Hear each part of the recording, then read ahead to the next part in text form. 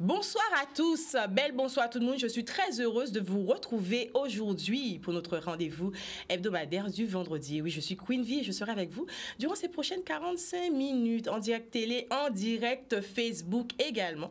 Et c'est l'occasion de partir vous faire un petit coucou sur le Facebook en savent qu'elles sont déjà connectées. Je vous envoie un gros big love. Et oui, la communauté Facebook s'agrandit. C'est toujours pour moi un immense plaisir de participer, d'interagir avec vous. Alors, en cas espéré que je de la zo connecté, que vous serez prêts à participer à cette émission. Et pour ceux, les téléspectateurs qui nous regardent en direct, n'hésitez pas à nous appeler au 0590 96 10 10. Secret de Femme, c'est une émission qui a vocation à mettre en lumière, à mettre en avant des parcours de femmes Guadeloupe, femmes qui capotent et gammes, comme j'aime à dire, des parcours inspirants, des parcours atypiques. Comme disent les anglophones, Representation matters. Et oui, avoir des modèles de femmes inspirants pour bâtir, pour construire notre communauté, c'est important. Et Secret Femme a décidé de donner la parole à ces femmes pour la saison numéro 4. Sans tabou, à Tchéouvel, Yola, Yoka Vin, pour nous parler des histoires à yo, des récits à vie à yo. Et c'est toujours pour moi un immense plaisir de partager ces moments de vie inspirants, chaleureux, convivial avec vous. Pour les nouveaux, principalement là, 6 le rendez-vous est pris. À partir de maintenant, c'est rendez-vous tous les vendredis à partir de 16h. Sans plus tarder, puisque ma queen est déjà présente sur le plateau, elle est magnifique. Vous avez été nombreux sur les réseaux sociaux, sur Instagram en particulier, à deviner de qui il s'agissait. Lundi, c'était une magnifique Miss Guadeloupe qui avait été élue en 2001 Miss Guadeloupe et qui a été élue également première dauphine pour notre plus grand plaisir. Première dauphine de Sylvie Tellier. Oui, me dit-elle, c'est bien ça. En tout cas, elle est avec moi sur le plateau pour notre plus grand plaisir. Elle a accepté de venir. Je vous demande d'accueillir Sandra Bisson. Bonjour Queen. Bonjour Sandra, comment vas-tu? Très bien, très heureuse d'être ici avec toi. J'ai envie de dire, on regarde cette émission à la télé et pour le coup d'être invitée, oui, c'est toujours forcément, il y a un petit moment d'émotion et en même temps une grande joie d'être sur ce plateau. Ah mais ça me fait super plaisir parce que déjà tu dis que tu regardes l'émission. Ça qu'a fait moins plaisir. Sandra, regarde l'émission. Voilà, c'est dit. Non, pas tout le temps, faut pas dire. Mais oui, mais Sandra, Sandra. Je retire. Alors Sandra, on te connaît parce que voilà, en tant que Guadeloupéenne, tu es vraiment sur le devant de la scène médiatique. On a été émerveillés en 2001 parce que tu as été élue Miss Guadeloupe et puis après tu nous as fièrement représenté à l'élection de Miss France, première dauphine. Mais aujourd'hui, tu es là pour que les Guadeloupéens yo fouillent non et puis qu'on découvre un petit peu plus. Mais qui est Sandra? Ton enfance, qu'est-ce qui te fait vibrer? Qu'est-ce qui t'inspire, la femme que tu es? Les combats que tu mènes, quelles sont tes valeurs? Est-ce que tu es d'accord? Est-ce que tu as envie de t'ouvrir, de partager ça avec nous et les téléspectateurs? Allons-y. Eh bien, super. En tout cas, c'est l'occasion pour moi de revenir sur le chat. Je vois que nous avons déjà des coucous, des hello. Manzelle Amboulé qui est présente, Yvonne Dacou, bonsoir. Patrice Lafont, Karine Moza, Fleur des Roses. N'hésitez pas à nous envoyer des coucous et puis à participer avec nous à cette émission. Sandra, alors, on va commencer par les débuts. Je sais que tu es une bonne vivante. Oui, tu as le sourire, tu as la joie de vivre. Comme j'aime à dire, une personnalité assez solaire. Est-ce que tu peux nous parler un petit peu de ton enfance? Qui j'ont levé ou c'est mon qui côté? Une enfance, j'ai envie de dire, bercée en Guadeloupe. Je suis née en Guadeloupe et j'ai grandi dans la région pointoise, à Pointe-à-Pitre, avec vraiment papa, maman autour, avec effectivement une grande sœur, Béatrice. Et puis très tôt déjà, en tout cas ma sœur me racontait le fait qu'après l'école, je pense un peu comme tous les enfants, non.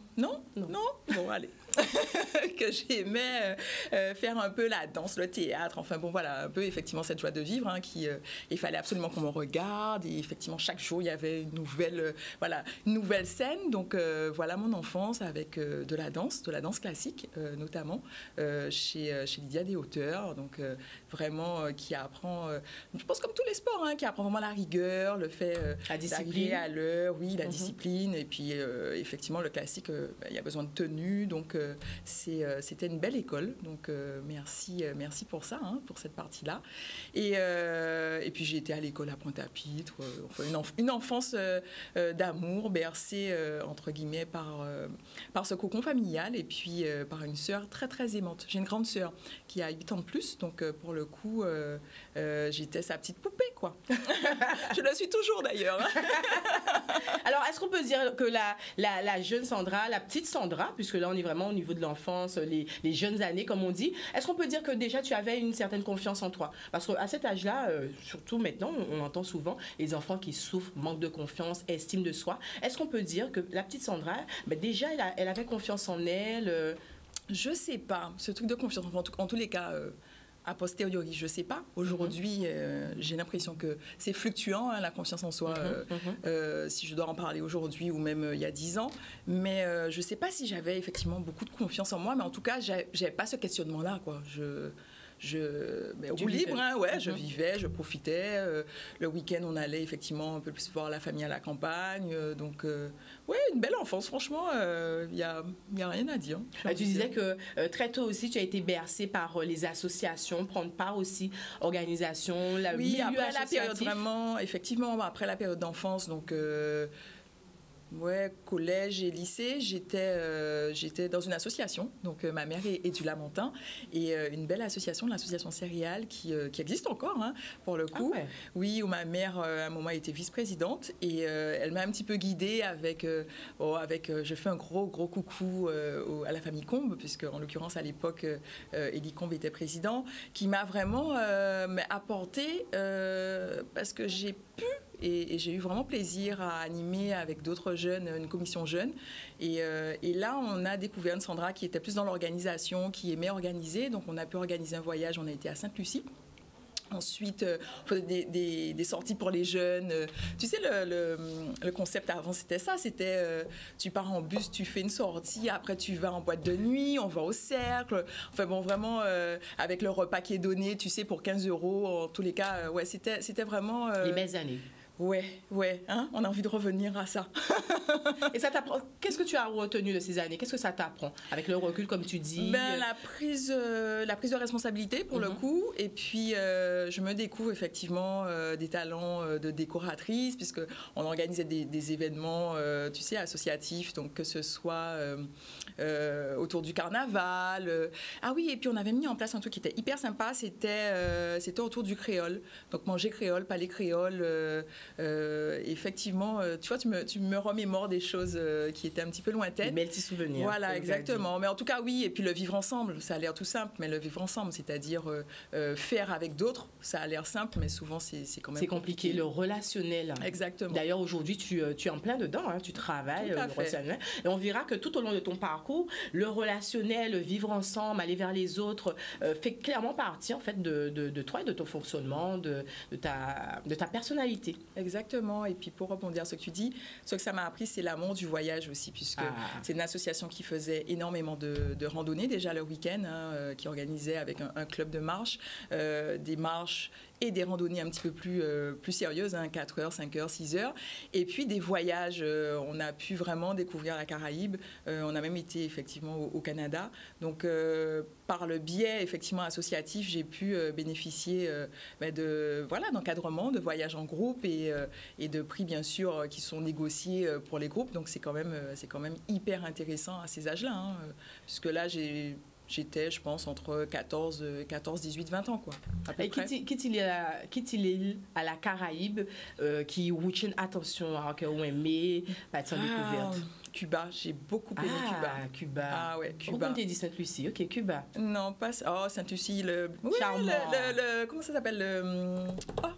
Le vendredi, le Friday night. Ouais, Friday night. Effectivement, ça a balancé. Hein? Non, mais effectivement, Cuba. Pourquoi Cuba? Culturellement.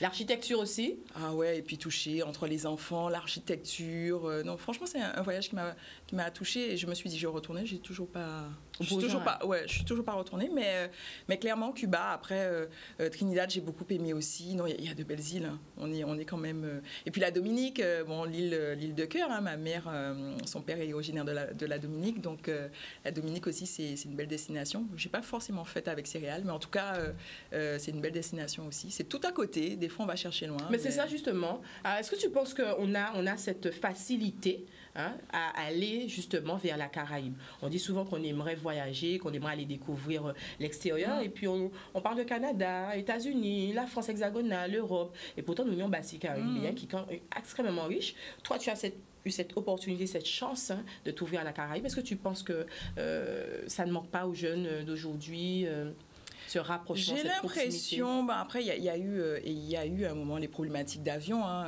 qui reviennent avec cette pandémie, mais en l'occurrence, à un moment, je crois qu'il y a une année, on a voulu aller à la Barbade avec maman, mais il y avait tellement d'attentes et de vols, etc., que finalement on a changé de destination. On a été à Antigua, bon, on est resté dans la Caraïbe, cela dit, mais c'est vrai que je crois qu'il y a cette envie, en tout cas qui vient, hein, chez les jeunes, de pouvoir visiter les îles autour, et on parle de plus en plus effectivement de nos îles sœurs, et c'est pas pour rien, puisque on sait qu'elles sont différentes, mais qu'elles ont beaucoup à nous apporter, et notamment le carnaval, je trouve, apporte beaucoup aussi, que ce soit les destinations comme la Barbade, où Rihanna justement, voilà, est une belle ambassadrice et donne envie pour le coup, et je crois que c'est ça le rôle d'ambassadeur, donne envie à notre jeunesse et aux moins jeunes aussi, hein, d'aller découvrir ces îles, et je pense que c'est très bien. Oui, moi aussi, je pense que c'est très bien. Surtout que tu as parlé de Barbade. J'ai survolé la Barbade, mais c'est vrai que c'est une île, c'est une île qui m'attire énormément. Bon, on organise quelque chose. Alors. Oui, mais c'est ça. Lorsque ce sera possible de manière avec beaucoup plus de fluidité. Sandra, les études? À quel âge tu décides de partir de la Guadeloupe? Est-ce que ça a été un choix facile de quitter la Guadeloupe? Choix facile, non. Alors l'histoire, c'est bac scientifique quand même. Maintenant, je travaille dans la communication, bac scientifique avec option physique pour le coup. Une année à Fouillol où je me rends compte, de toute façon, je savais, hein, quelque part, que c'était pas forcément ma voie. Mais la petite histoire, c'est qu'il y avait une grève de la Poste. Et pour le coup, mes courriers ne sont jamais arrivés ou sont arrivés après les. Quand tu parles des courriers, c'est les courriers les inscriptions. Les inscriptions pour les écoles, voilà, etc. Okay. À l'époque, j'avais envie de travailler dans l'environnement et dans le design, architecte d'intérieur. Okay. C'était vraiment les deux options. Et pour le coup, je me retrouve à faire une licence de physique. Donc bon, voilà. Même si c'était de très belles années. Hein. Fouillol, voilà, on découvre la scolarité différemment. Hein, puisque pour le coup, jusqu'alors, moi, j'étais au lycée de Petit-Bourg, lycée des Doigts de l'Homme. Donc, moi aussi. Ah, ben voilà. Oui. Et donc, du coup, oui... C'était, une année, je veux dire, une année entre deux. Et puis, une année sabbatique, on appelle ça, Sandra. Non, parce que j'ai quand même été à l'école. Donc, on ne peut pas dire qu'elle était sabbatique, puisque j'ai quand même été à l'école. Mais pour le coup, grosse remise en question, hein, et se dire, qu'est-ce qui me ressemble, de quoi j'ai envie, et puis de pragmatisme, je crois. Donc, j'ai tout de suite bifurqué sur un BTS Action commerciale en alternance, où j'ai pu tout de suite toucher effectivement le monde du travail. Le monde du travail. Donc déjà, tu avais déjà cette maturité de te dire que le monde du travail, ce serait aussi une belle voie pour t'insérer. Ah oui, complètement, sachant que j'ai l'impression qu'à l'époque, c'était pas forcément bien perçu. Mais c'est pour ça que je te pose cette question. L'alternance, on se disait, bon, l'alternance, c'est un peu la solution de repli. Alors que finalement, c'est tellement bien l'alternance. Et ça s'est développé, on le voit de plus en plus. La nouvelle génération, elle a vraiment à cœur de s'insérer, de s'immerser dans le monde du travail. Et alternance devient un choix quasiment instantané, mais avant, pas trop. Ouais, pas forcément. Et on le voit, hein, même avec l'instauration des stages, ne serait-ce qu'en troisième, de plus en plus tôt. Exactement. Il faut se confronter, je pense, à la réalité, puisqu'on se fait beaucoup de films, ou en tout cas, on en regarde beaucoup. Et clairement, oui, j'ai pu travailler chez un cuisiniste, donc j'ai pu dessiner. La deuxième année, j'ai travaillé dans une structure qui développait un supermarché automobile. Donc, j'ai travaillé sur toute la partie merchandising, donc placement. Donc, tout ce que j'apprenais finalement, qui était théorique, devenait concret. Voilà, exactement. Concret, on tapait dans le dur et deux très belles années.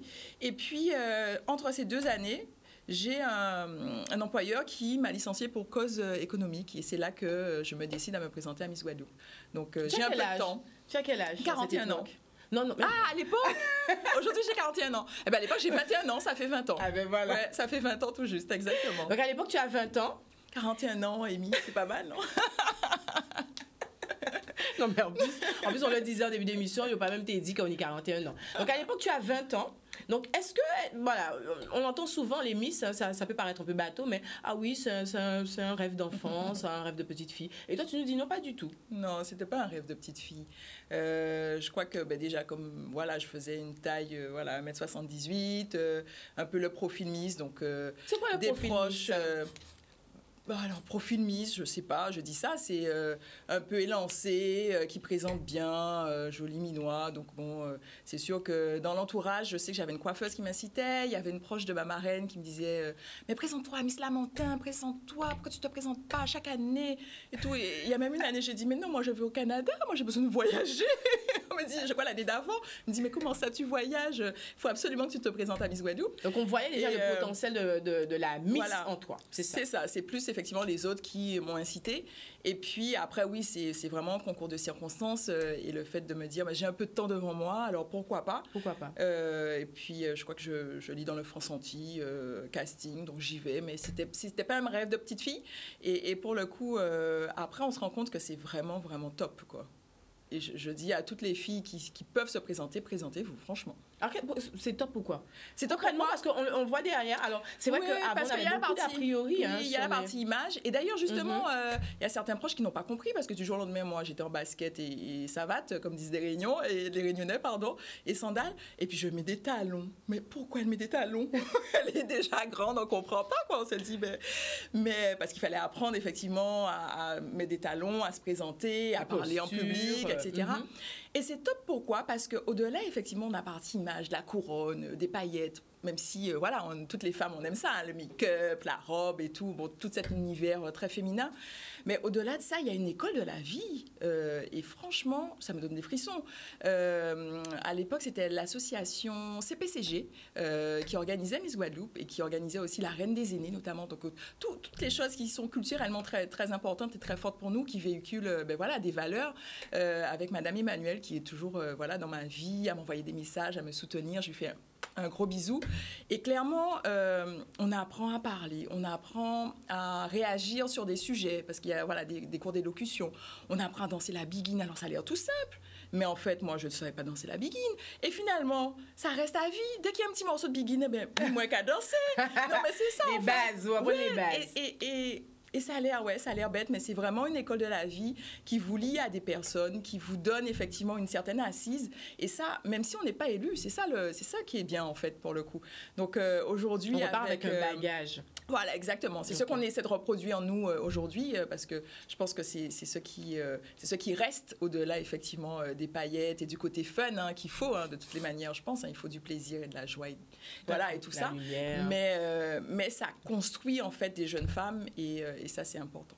Alors, est-ce que tu penses que les concours de beauté ont évolué? Parce qu'on disait que ça fait quand même 20 ans. En 20 ans, est-ce que tu vois, toi qui as été dedans, en dedans, à côté, en organisation, vraiment, tu as gravité, on va dire, autour de cet univers. Est-ce que tu vois une évolution, un changement? Est-ce que on a l'impression quand même que il y a beaucoup plus de pression aussi sur les Miss, qu'on leur demande beaucoup plus qu'avant? Quand on disait ça? Alors, oui, il y a des évolutions, oui, forcément. Et tant mieux. Alors, je pense que la pression, elle vient, mais elle est pour tout le monde.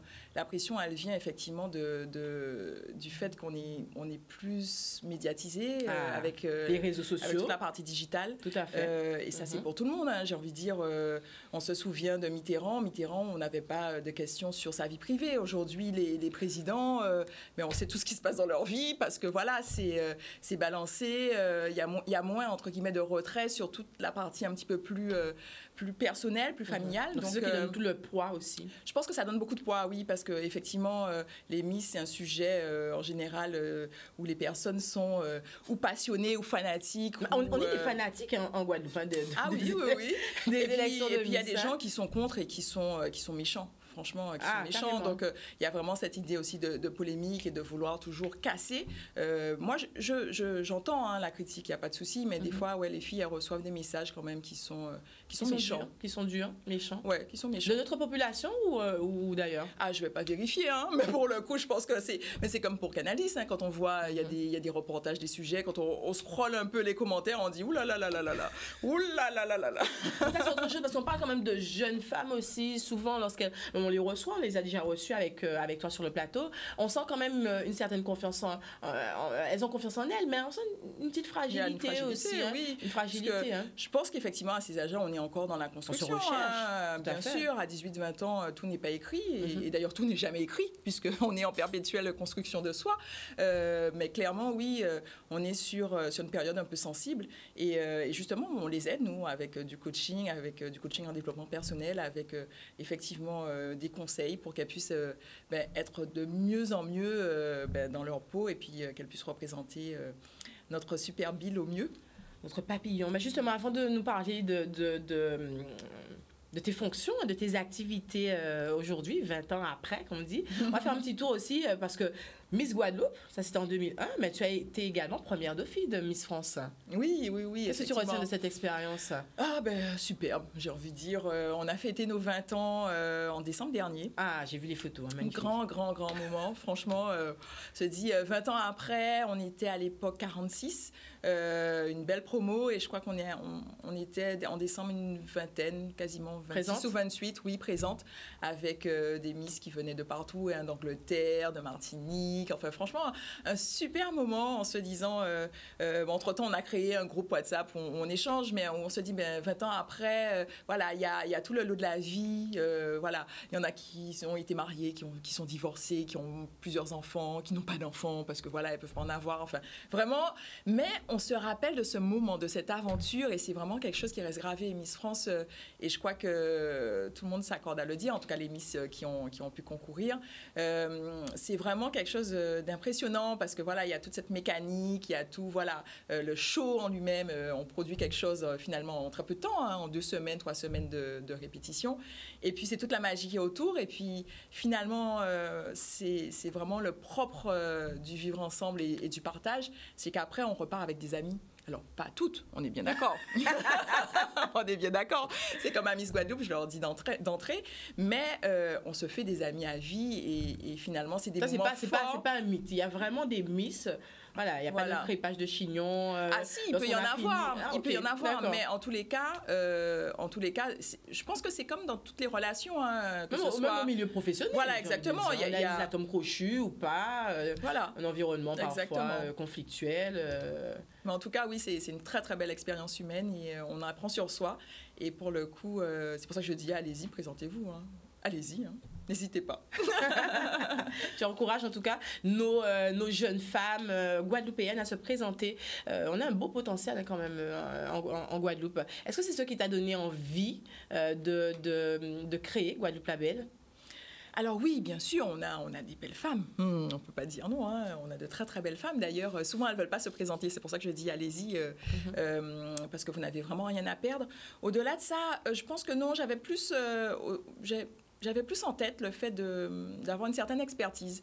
Parce que pour le coup, j'ai profité effectivement des conseils de Madame Emmanuelle, de son mari, effectivement de tout l'encadrement, de Madame Boulmar. Enfin, vraiment une belle équipe autour.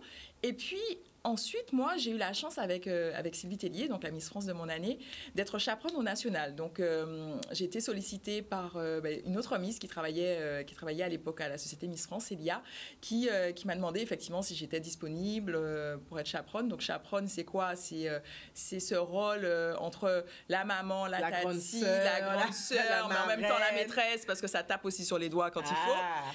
Et de pouvoir effectivement exercer ce rôle au national, donc avec toutes les candidates des autres régions pendant quasiment 8 ou 9 ans. Mais à un moment, effectivement, Sylvie me dit, je lui dis, voilà, j'ai un enfant, qu'est-ce que je fais? Elle me dit, tiens, il y a cette opportunité de reprendre le comité. Et elle m'a incité vraiment à le faire et en réflexion, parce que pour le coup, il y a une vraie réflexion en amont, puisque je n'étais pas encore basée en Guadeloupe, et à se dire, mais qu'est-ce que je peux apporter? Parce que finalement, le faire, c'est une chose, mais quelle est la valeur ajoutée que je peux avoir sur une organisation? Tu avais déjà cette vision, avoir envie d'apporter. Voilà.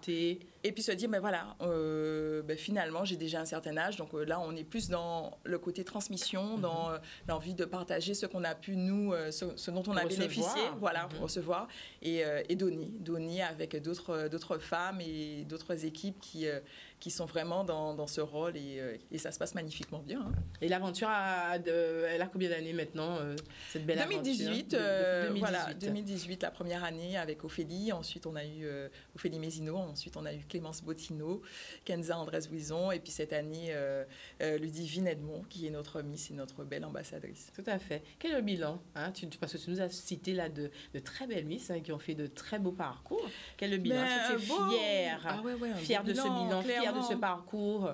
Tu me dis ça, j'ai les poils qui s'hérissent. Un très beau bilan, j'ai envie de dire, surtout dans le contexte. Hein, il faut remettre les choses en place, toujours. Un très beau bilan et puis toujours voilà, cette envie d'aller plus loin et de faire plus. Donc, des jeunes femmes au-delà des Miss élues, hein, des promos d'exception. Donc, je vous fais des bisous à toutes mesdemoiselles. Et puis surtout derrière, une belle équipe, hein, qui donne. Voilà, c'est du don de soi puisque c'est une association.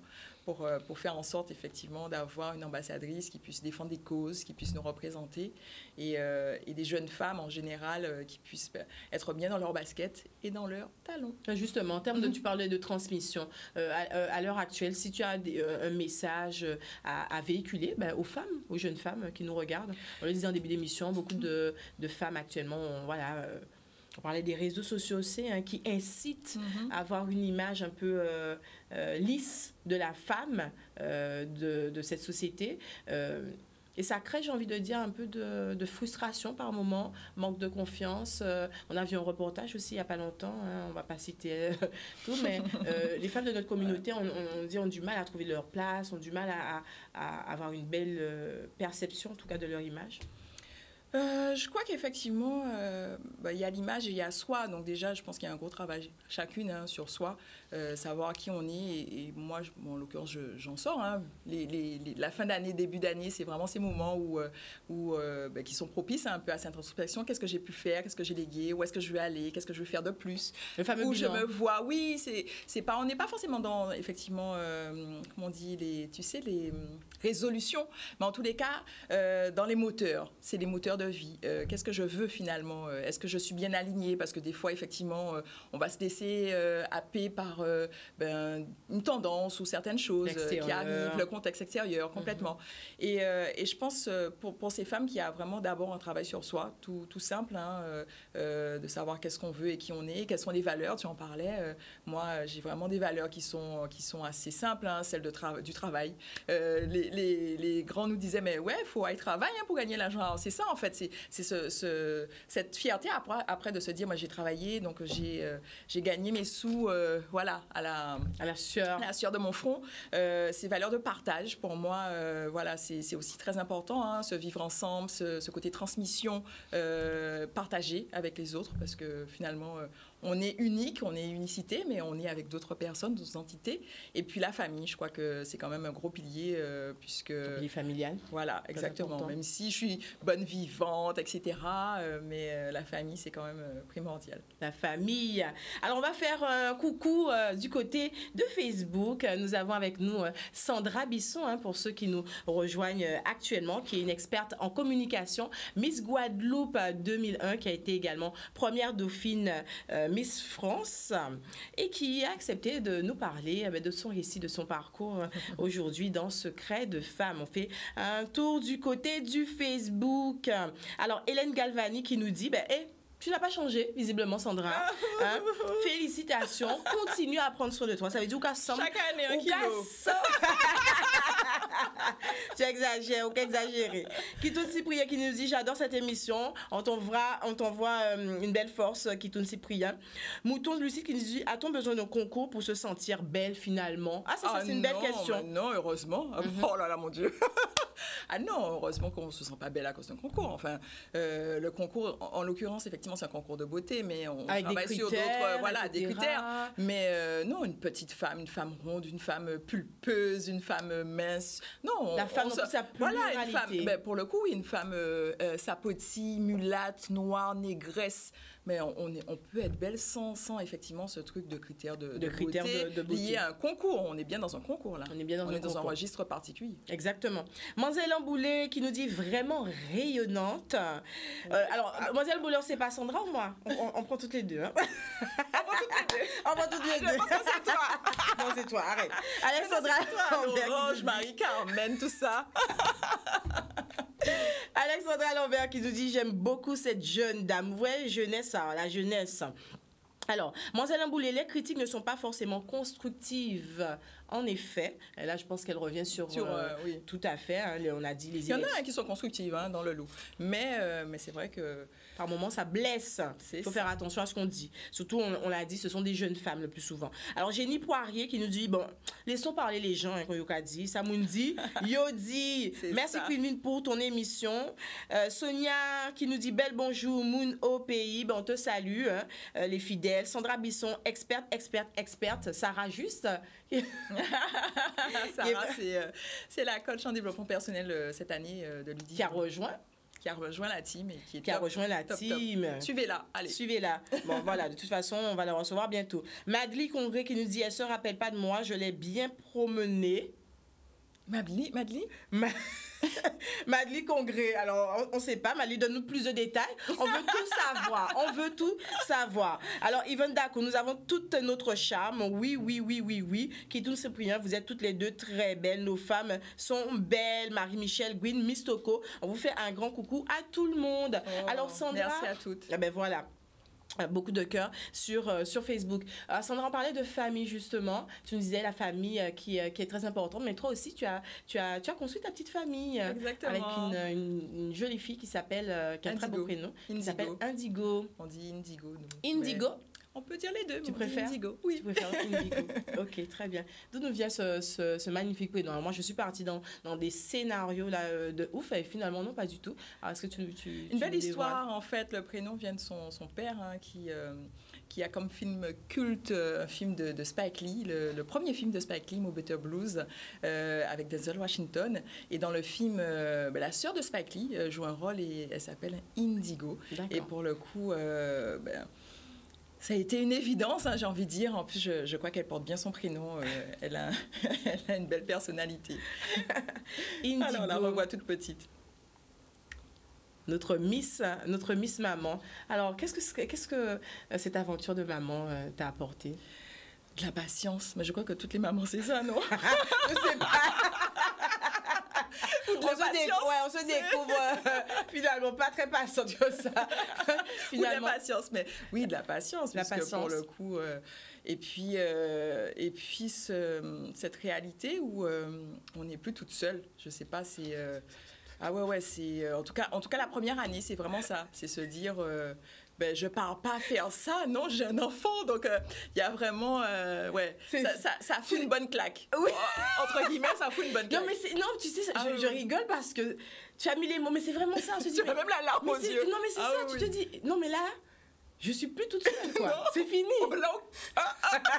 Donc, nous avons des cas qui sont C'est ça. C'est ça, unique qu'à suivre. Et c'est une réalité que tu envoies ton quotidien. Ah oui, mais oui. C'est minute, seconde par seconde, selon les enfants. Après, oui, je pense que ça apprend à grandir, hein, puisque pour le coup, on réapprend, nous, femmes, à s'écouter en tant que maman, puisque pour le coup, avant, il y a nous, notre compagnon, et puis viva la vida, quoi, c'est ça. Et puis l'enfant vous ouvre d'autres champs. Et de s'ancrer aussi. Hein. Complètement, tu as raison, on s'ancre et puis... on fait attention à un autre être, un autre petit bout, voilà, et essayer de le comprendre. Et puis, c'est vraiment ça les premiers mois, comprendre sans parole. Donc, ça demande, hein, mine de rien. Mais oui, puisque l'enfant, il a d'autres moyens d'expression, donc il faut s'habituer, donner. Enfin, c'est vraiment un beau challenge, mais complètement différent de ce qu'on peut vivre avant. En tous les cas, je souhaite à toutes les femmes de pouvoir vivre, en tout cas celles qui veulent cette belle opportunité. Et puis je pense bien sûr à celles qui ne peuvent pas, parce que parfois la nature fait qu'on ne peut pas avoir d'enfants et ça peut être douloureux aussi. Sandra, j'aime beaucoup ce côté chez toi, toujours dans la bienveillance. On essaye. C'est-à-dire que, voilà, oui, c'est vrai, toujours dans la bienveillance. Maman, mais derrière aussi, tu n'oublies pas, en tout cas, toutes ces femmes qui, finalement, ne peuvent pas l'être, qui en souffrent. Et souvent, on a tendance à ne pas penser à elles ou avoir des propos, parfois, des questions ou des propos qui peuvent déranger. Ça, il y a toujours cette bienveillance. Ou ce truc, tu sais, quand quelqu'un grossit, oh là là là là. Il y a des paroles qui sont bien mal placées. Ouais. Surtout venant de femmes, parce que encore d'hommes, tu te dis, ils ne savent pas ces réalités, mais de femme à femme, oui, il faut faire attention à ce qu'on dit, puisque selon justement dans l'état dans lequel on est, puisque c'est fluctuant, hein, c'est un peu voilà comme la vie, des fois ça peut vraiment bouleverser et être blessant. Tout à fait. Je vais rebondir sur ce que tu viens de dire, pardon. Ce n'est pas un mythe. Femme pire raide, elle est femme. Que dirais-tu? Toi qui côtoies les femmes, toi qui travailles pour les femmes, hein, souvent on a cette mission-là de travailler avec les femmes, donc ça nous permet de voir les doubles faces. Alors j'ai vraiment l'impression que c'est partagé.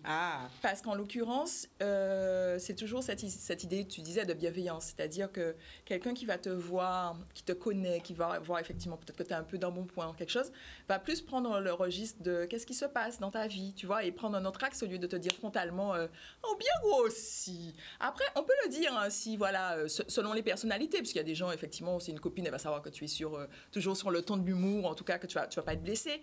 Mais en tous les cas, je pense que selon les femmes, ça c'est pas tout le temps. Je ne sais même pas quoi dire, parce que pour le coup, je réfléchis en même temps, je vais chercher. Oui, et puis après, les hommes, peut-être qu'ils vont pas exprimer verbalement certaines choses. C'est peut-être ça la différence, à mon avis. Je n'ai pas la réponse tout de suite, mais je vous laisse, mesdames, réagir sur Facebook. Je suis en train de réfléchir. C'était une bonne question. Mais Sandra l'a lancé. Dites-nous ce que vous en pensez sur le Facebook. Alors, Mademoiselle Boulay qui réagit, le fameux ou grossi ou enceinte, alors que tu es juste probablement sous traitement aussi. Oui, complètement. Sous traitement aussi. Ce qu'elle dit là, c'est pas ou juste en phase de transition, de menstruation. Oui, aussi. Des fois, hein, parce qu'il y a des femmes qui ont vraiment ce souci, hein, qui prennent 4-5 kilos juste parce que voilà, la période menstruelle, elle est présente. Exactement, tout à fait. Sandra, experte en communication, on l'a dit, tu as eu envie, il y a de ça quelques années, quelques mois, c'est récent. Non, quelques années. Quelques années déjà, oui. Déjà, de créer ton agence de communication, ton agence d'influence. C'est un nouveau terme là qu'on le voit qui s'est développé déjà depuis quelques années également, l'influence, avec l'avènement des réseaux sociaux, avec ce nouveau métier qui a été au début quelque peu controversé. Hein. Qu'est-ce que c'est influenceuse? Qu'est-ce que ça veut dire ça? Influenceuse, son métier, alors, etc. Et on voit quand même que ça perdure un peu dans le temps. On voit de nouveaux métiers aussi, et puis cette envie, quelque part, de professionnaliser ce qui, au début, était un peu du chocage. On fait de l'influence, mais on ne sait pas où on va. Cette agence d'influence qui a été créée, quel constat, tu pars de quel constat, et quelle est la vision que tu as? Pourquoi cette envie de créer une agence de communication et de travailler aussi avec les influenceuses, le nouveau métier que l'on voit depuis quelque temps? Alors, le conseil, il est simple, je pense que tout le monde influence tout le monde. Quelque part. Oui, parce que je vais acheter telle chaussure, je vais acheter telle voiture, parce que tel oncle, et en parle, et puis nous donne envie pour telle et telle raison, tels et tels attributs. Et finalement, dans le marketing et dans cette partie vente, le bouche à oreille est hyper important, et c'est finalement l'influence pour moi, ça découle effectivement de toute cette mouvance, sachant que la tendance est venue des États-Unis. Et je me souviens, moi, à l'époque, je travaillais pour une marque de produits capillaires. Hein, j'étais responsable de la communication. J'avais fait un déjeuner avec Fatou Ndiaye, une Africaine réputée. Je crois que c'était l'un de mes premiers rendez-vous avec des influenceuses, pour le coup. Commencer à travailler, effectivement, avec elle pour promouvoir les produits. Et elle, effectivement, tout de suite, elle parlait de ce côté professionnel qu'il y avait et cette perception négative qu'il y avait peut-être encore en France, là pour le coup, on n'y est plus, ça remonte à plus de 10 ans. Et clairement, les influenceurs, en tous les cas, sont ou effectivement à plein temps parce qu'ils peuvent en vivre, c'est un peu comme cette idée de chanteur, hein, ou en l'occurrence, ils donnent de leur expertise, ou ne serait-ce que s'ils ne sont pas experts de leur passion sur les réseaux sociaux, à parler de ce qu'ils aiment. Et le fait est de professionnaliser la chose, c'est de rendre la chose effectivement bankable, parce que ça amène à vendre, tout simplement pour une marque de capillaires, de vêtements. Ça dirige par le biais de clics, par le biais de visibilité, vers une marque qui, au départ, sur laquelle on ne se serait pas arrêté forcément. Est-ce qu'aujourd'hui, nos influenceurs antillais-guyanais, est-ce qu'ils arrivent à vivre de cette activité, comme on peut le voir aux États-Unis ou ailleurs? Parce que, vous t'es qu'à dire, ça j'ai qu'à fait 10 ans, mais nous, en Guadeloupe, nous ni concept à influence-là, qui est finalement très récent. Donc, est-ce que nous ni... Oui, il y en a. Voilà. Oui, peut-être même plus en Martinique qu'en Guadeloupe, mais en tout cas, oui, il y en a. Pourquoi cette différence? Tu touches un point qui est intéressant. Non, je ne sais pas, parce que pour le coup, ouais, c'est pas... on va avoir, nous, de grands sportifs qui font un petit peu d'influence. Je pense à des sportifs assez jeunes, hein, pour le coup, puisque il y a une question de génération Nouvelle aussi. Génération. Mais non, et puis même les chanteurs, hein, en font, pour le coup. Je pense à Stony, en fait, toutes les chanteuses, elles en font un petit peu. Lincha qui est de la Martinique, mais en tous les cas, oui, cette idée, effectivement, elle n'est pas liée à une île. Je pense que tout simplement, elles se sont lancées parce les opportunités. Je pense à Petit Bout de Soleil pour la Martinique, c'est pour ça que j'ai dit ça, qui va vivre effectivement c'est un métier, hein, de son activité, hein, de créatrice de contenu. Mais oui, de plus en plus, effectivement, il y a des influenceurs qui en vivent. Et après, il y en a qui font ça en part-time parce qu'ils vont aimer le maquillage. Donc, pour le coup, ils vont parler de make-up. Et après, il y en a qui quittent leur activité parce qu'à un moment, effectivement, ils ont envie de passer le cap. De se professionnaliser. Exactement. Donc, c'est, comme tu disais, c'est une nouvelle activité. Mais c'est ça, contrairement à Samoun Tekadi, est-ce que selon toi, il y a une opportunité, le marché peut encore s'étendre. Ah oui, bien sûr. C'est pas un phénomène de mode, parce qu'il y avait vraiment ce regard de se dire, bon, son bitin qui est en mode, avec des réseaux sociaux, et finalement, au fur et à mesure, c'est des métiers qui disparaissent.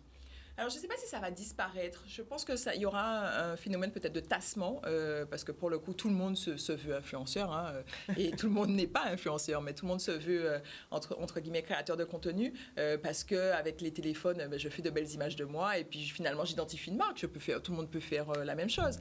Mais est-ce que j'entraîne derrière moi une communauté? Est-ce que je fédère derrière un message? Et ceux qui fonctionnent bien, finalement, ils ont des vraies touches, un peu des vraies identités. Un peu. Alors, qu'est-ce qui fait la différence? Je vais rebondir sur ce que tu viens de dire. Qu'est-ce qui fait la différence? Aujourd'hui, qu'est-ce qui a fait qu'ils sont bons influenceurs et sont capables d'influencer? Parce que ce qu'on dit là, c'est des mondes, un monde lambda qui a sorti là et sorti, et finalement qui a influencé toute une communauté. On parle de personnes qui ont pratiquement 10 000, 20 000, 60 000 abonnés. Donc, c'est des mondes qui ont suivi et qui finalement qui a fait confiance à ça qu'a dit. J'ai l'impression que la différence, elle vient du bon moment. Mais c'est pour toute personne, hein. Le bon moment. Quand est-ce que vous arrivez sur le marché et quelle opportunité vous avez? C'est-à-dire, si vous avez la possibilité de travailler avec telle marque, il y a un peu l'effet boule de neige. Ensuite, il y a cette idée d'authenticité. C'est-à-dire que même si on sait que les influenceurs ne racontent pas tout de leur vie, mais je crois que ceux qui matchent bien, c'est ceux qui sont le plus authentiques. Quand ils ont réussi peut-être à ne pas être présents à un moment parce que tout simplement, ils ont voulu un petit moment en famille, mais qu'ils le disent, tout simplement, voilà, j'ai pas été présent sur 10 jours. Et cette façon d'être transparent avec sa communauté, je crois que ça plaît, parce que pour le coup, un influenceur, comme tout le monde, peut avoir des hauts et des bas. Et même s'il va réussir à ne pas parler de tout, mais il va quand même être assez transparent et authentique. Et je crois que ça plaît, qu'il soit humoriste, parce que pour le coup, il y a des influenceurs qui font rire, hein, pour le coup, qui ont cette touche, qu'il soit un petit peu plus dans l'informatif et dans le didactionnel. C'est-à-dire, c'est un peu comme un magazine, quelque part, hein, où je vais prendre le magazine plutôt auto, ou le magazine... et c'est ce truc du papier qui, finalement, se reflète sur une personnalité qui parle de sujets qui lui sont chers. Et après, effectivement, celui qui est le plus... fidèle, j'ai envie de dire, avec une certaine éthique, tout simplement un influenceur qui va parler tout le temps de mode, et puis demain tu lui proposes tout le temps de mode, hein. Et demain tu lui proposes de parler, je sais pas moi, de boisson ou d'un autre produit qui n'est pas du tout dans son univers. ben, s'il se travestit, mais je pense que sa communauté aussi ne va pas le comprendre. Et surtout s'il ne l'explique pas. Oui, parce que pour le coup, oui. Ouais, ben, ça va du sens. Ça n'a pas de sens, parce que 100% de ses sujets sont liés à la mode. Et puis, de jour au lendemain, sans expliquer, enfin bon, voilà, juste peut-être parce qu'il y a derrière le côté monétaire, hein, parce que forcément, ils en vivent. Mais là, ça va décrocher, parce qu'il va avoir moins d'engagement, les gens ne vont pas comprendre. Donc, je pense que ce sont des facteurs qui jouent sur le fait qu'il y en a qui réussissent plus que d'autres. Et puis, bien sûr, la technicité, hein, le fait de manier bien... la communication, etc. Ça aussi, c'est important. Et puis les différents formats, voilà, ça va super vite. Tous les jours, il y a des... Il faut être réactif. Complètement. Ben, justement. Alors, on fait un petit tour du côté de Facebook. On nous dit qu'il ne reste pas beaucoup de temps. Et Lucien Mathieu Pascal Fanfan qui nous dit émission très intéressante. Merci beaucoup. Sarah Juste qui nous dit Sandra est à l'écoute de son client. Il travaille véritablement l'authenticité de celui-ci ou celle qui est en face. Alors, Sandra, il ne reste pas beaucoup de temps. 3 questions par rapport à l'actualité du moment. On parlait d'influence. Alors, récemment, il y a eu une influenceuse qui s'est suicidée suite à du harcèlement qu'elle subissait online. Tu le disais tout à l'heure là, elle est rentrée, elle le disait dans des reportages qu'on a filmés d'elle avant, qu'elle est rentrée un peu dans une spirale de dévoiler toujours un petit peu plus d'elle. Et finalement, au moment de la séparation avec son compagnon, voilà, donc c'est des parties de sa vie qui ont été happées par le public. Et le public, certains en tout cas, on le parlait tout à l'heure de critiques, sont rentrés un peu sur elle, boum, hein, ils ont commencé à envoyer message bail et puis elle n'a pas su faire face à cela.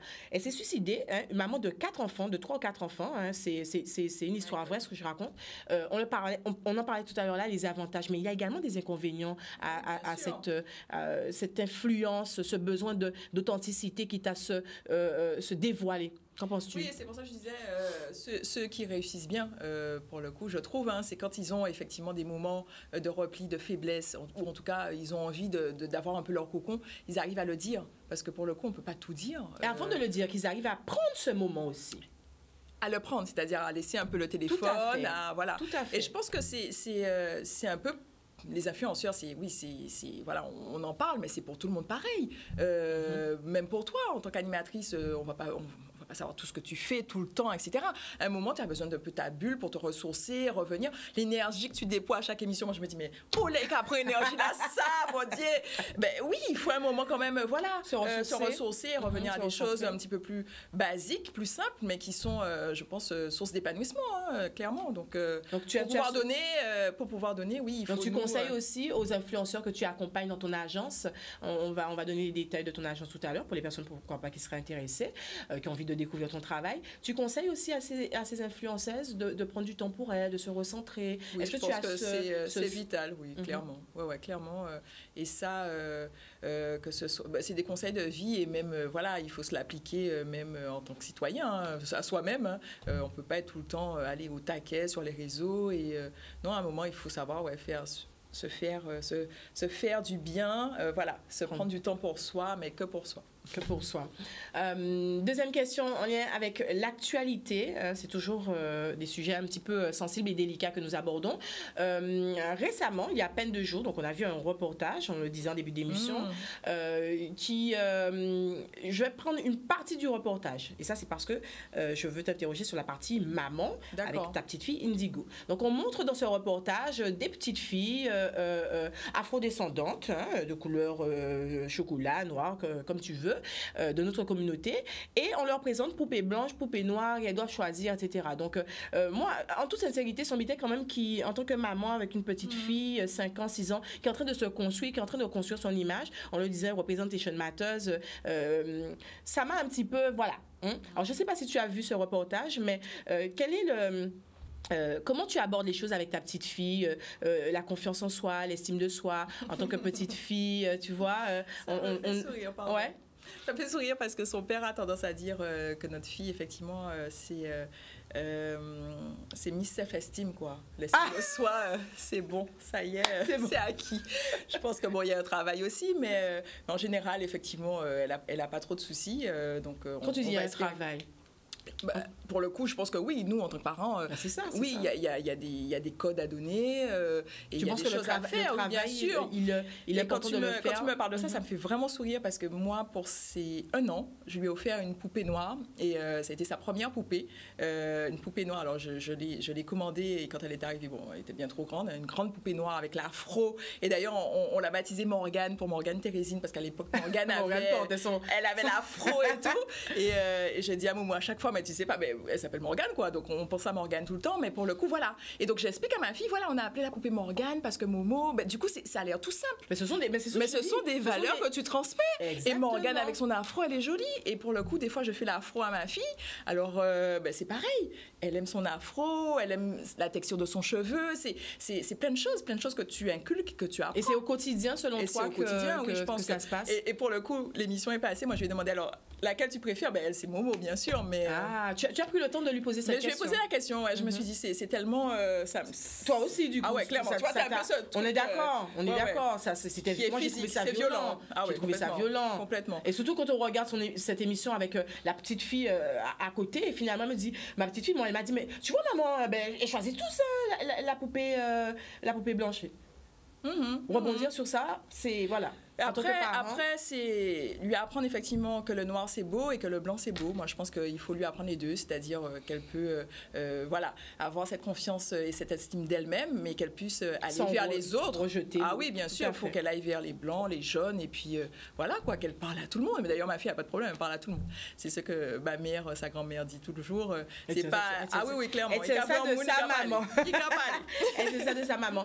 Alors, on arrive à la fin de cette émission. Ton agence, est-ce que tu peux nous laisser tes coordonnées pour les gens qui suivent et qui ont envie justement avec grand plaisir rejoindre la team plaisir. Avec grand plaisir. Donc, effectivement, agence de communication et d'influence, mais qui fait aussi beaucoup de branding, qui accompagne des structures ou des personnes sur leur image pour créer leur identité. Je parle de personal branding, leur identité personnelle pour qu'elle soit présente sur les réseaux, mais aussi qu'on puisse parler d'elle. Et puis, toute la partie relations presse également. Donc, j'ai une agence qui fait et qui propose tous ces services avec un seul lien. Je pense que c'est le plus simple, c'est sandrabisson.com. Et si vous voulez effectivement qu'on échange, j'ai une formule 15 minutes, on parle en visio, 15 minutes pour savoir effectivement si je peux répondre à vos besoins. J'évalue si je peux y répondre. Si je ne peux pas y répondre, et c'était le cas il y a 2 jours, j'ai orienté vers une personne qui est plus à même de répondre, parce que pour le coup, je n'offre pas tous les services, c'est une petite structure, mais je réponds entre guillemets et j'aide aussi ceux qui sont à côté de moi, parce que je pense que c'est... Tu vois, encore la bienveillance, tu vois. Toujours. Ça. Je ne peux pas, mais mais c'est comme ça. Après, je pense que quand on est entrepreneur, là j'ai reçu un message d'une connaissance, on s'est toujours pas vu, elle est rentrée en Guadeloupe quasiment en même temps que moi, je dis mais non, mais là ça suffit, il faut qu'on se voit, parce qu'on s'envoie des messages effectivement ponctuellement, mais je crois qu'il y a elle s'appelle Joël Badalou, je lui fais un petit coucou d'ailleurs, je crois que oui, il faut qu'on soit comme ça, puisque on se rend bien compte, les choses ne vont pas en s'améliorant, il y a des problématiques sociales, économiques, sanitaires, oui, complètement, ça c'est nos réalités, donc il faut le yonalot, c'est ce qui est de notre culture, donc il faut le garder. Il faut le garder, il faut le conserver. Super, on arrive à cette fin d'émission. On fait un dernier coucou du côté de Facebook. C'est le moment de vous lâcher. Comme toujours, c'est le moment de nous envoyer en lot, l'amour. Je veux voir des cœurs, je veux voir des flammes, je veux tout voir. Alors, Josia Casson qui nous dit, alors déjà, Nora Lisa qui nous dit trop belle, au pluriel. Merci beaucoup. Josia Casson, 2 belles têtes bien pleines, je les admire. Elles dégagent quelque chose de bien. C'est ça les femmes de mon pays, Guadeloupe. Yes, I. Mouton Lucide qui nous dit l'univers n'a qu'un seul langage, l'amour. Je pense que c'est ce que tu dégages. Tesseris qui nous dit Sandra Queenville est connectée, l'amour Bazote, belle émission. Merci infiniment. Nadlion, il faut toujours se valoriser et être fier de qui on est. Belle émission, bravo. Merci beaucoup. Manzel Mboulé, bravo mesdames. Bonsoir Sandra, belle beau, très belle émission. Merci à vous de nous avoir suivis. J'espère que vous avez pris autant de plaisir que moi, mais de découvrir Sandra, notre Miss Solaire. Je ne sais pas pourquoi, mais moi quand je te vois, c'est ça. Et moi Miss je pense Solaire. Que ton émission, elle devrait être conseillée à toute femme, parce que c'est une bonne dose d'énergie. Tu reprends, dans ces périodes un peu compliquées là, tu sais, où il y a un peu de morosité. Regardez, partagez. Je suis émue. Non, mais je suis vraiment émue. Il n'y a pas moi qui dis, c'est Sandra. OK, donc partagez. En tout cas, je suis très contente d'avoir été en ta présence aujourd'hui. Oui, on a passé un bon moment. Voilà, on a passé un bon moment. Merci de t'avoir livré. À parler aussi de sujets sérieux pour le coup. Surtout avec le sourire, mais en tout cas, on a abordé des sujets sensibles, des sujets sérieux. Merci pour ça, merci pour ta disponibilité. On envoie un bisou à Indigo. Oui, Hein, on lui fait un coucou. Je suis sûre qu'elle sera heureuse de voir sa belle maman. Et puis à ma maman. À ta maman. Voilà, toutes les personnes aussi qui sont fières de te côtoyer. Voilà. Et puis, nous, on se retrouve la semaine prochaine, notre rendez-vous hebdomadaires. Le mardi, le clin d'œil événement. Je vous rappelle qu'il y a une émission qui a vocation à mettre en avant nos porteurs de projets, nos associations en Guadeloupe. Donc, n'hésitez surtout pas. Si vous avez, vous, aussi envie de venir communiquer sur votre événement, vous venez sur le plateau avec grand plaisir. Et le vendredi, c'est notre rendez-vous. C'est petit moment à nous, en très femmes, nous qu'à supporter, nous qu'à inspirer, nous fédérer et conscientiser, comme j'aime à le dire. On se retrouve la semaine prochaine. Et en attendant, moi, je vous souhaite un excellent week-end. Profitez bien. Sandra a dit, prends soin des autres. Et puis, on l'eau.